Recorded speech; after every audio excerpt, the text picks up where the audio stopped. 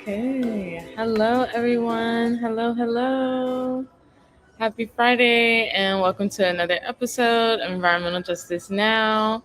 My name is Leah Jones, and I am the organizing coordinator and water justice organizer here at Virginia Interfaith Power and Light.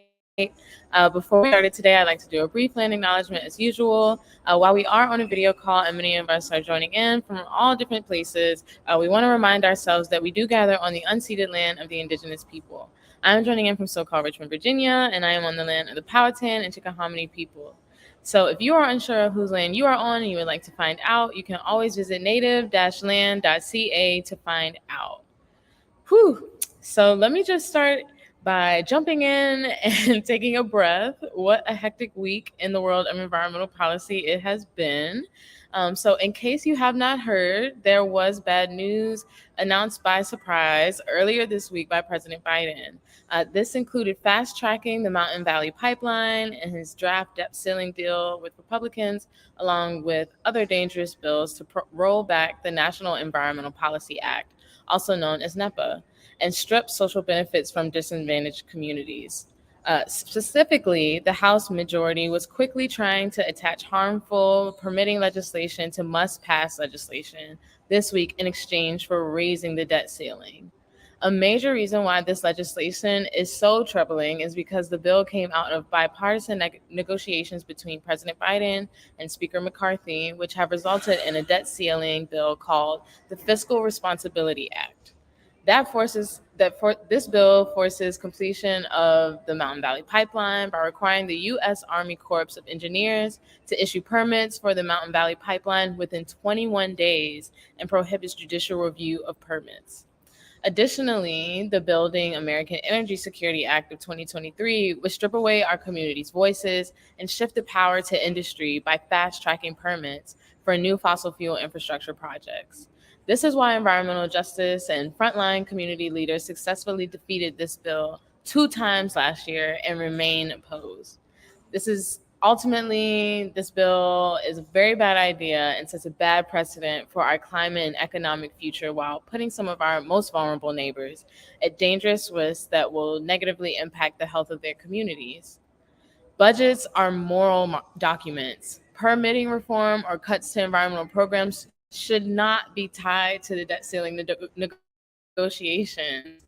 The MVP and other fossil fuel projects have absolutely nothing to do with the debt ceiling.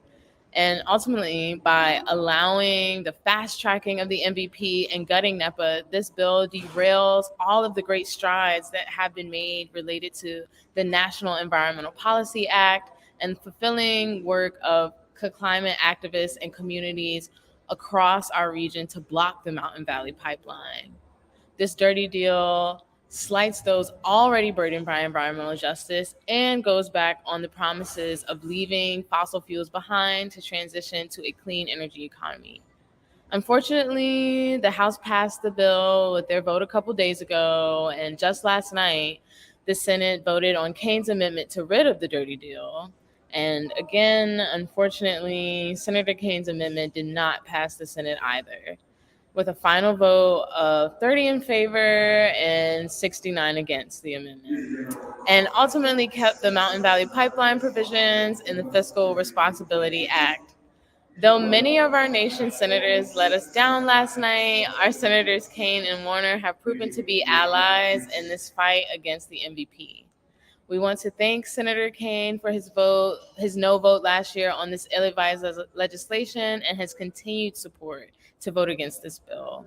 Also, a huge thank you to Senator Warner for your promise to support Senator Kane's amendment to strip this bill of the dirty deal.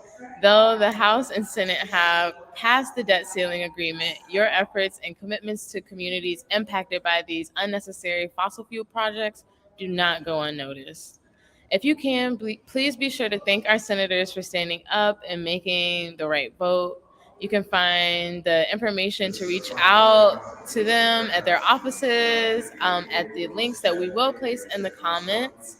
And to everyone at home who has been participating in the madness this week in any capacity, thank you all for your work fighting the dirty debt ceiling deal. Your calls, emails, social media shares are definitely have had an impact and are continuing to have an impact. And here at VAIPL, we genuinely believe in the wisdom within us to make meaningful decisions to protect our communities in the name of unity, creation, and faith. In this crucial time when the health of our most vulnerable neighbors is on the line, it is imperative that our leaders are fearless and stand firm together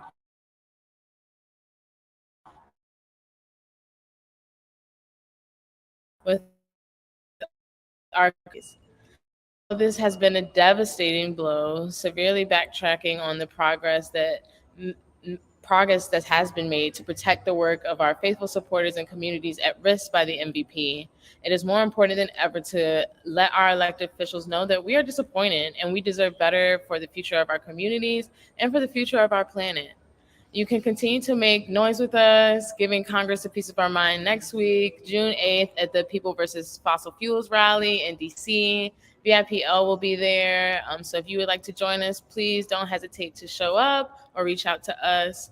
And lastly, before I close out, I just wanted to do a quick plug for an upcoming informational session that VIPL is hosting. Next Wednesday on June 7th at 2 p.m., we are inviting Richmond Transportation, specifically at the Chamberlain Avenue area. Um, this project we're working on is actually to improve public transportation in the area. And we are hoping that you all please do come out to learn more about this project and opportunities to support a plan to improve pedestrian safety along Chamberlain Avenue, Brooklyn Park Boulevard, and Mitchell Street. And you can register to attend at this link here, bit.ly/Chamberlain Road Safety, to register, to learn more, and hopefully join us. Thank you all so much for all of your participation this week in the debt ceiling, and we hope to see you at the rally next week, People versus Fossil Fuels, as well as our informational session on our upcoming project on equitable transportation. All right, as usual, everyone, if you would like to keep up with everything else VIPL, you can always join our supporters list here, and you'll be able to keep track of everything that we're up to.